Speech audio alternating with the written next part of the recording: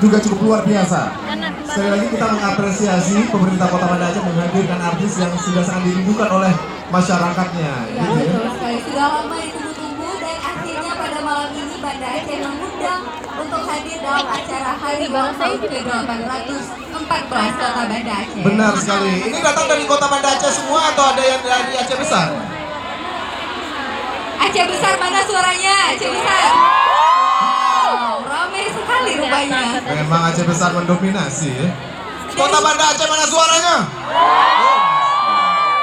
Dari luar Banda Aceh dan Aceh Besar ada? Dari Zikli mana? Ini yang Aceh Besar Zikli juga ya, kok dua-dua warga negara sih? Gimana ini ya? Tapi luar biasa ya masyarakat.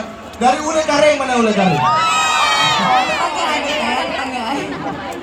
Yang banyak. Kuta Alam. Oh nggak banyak ternyata ya? Banyak tetangga sih. Saya tinggal Kuta Alam dulu ya. Oke.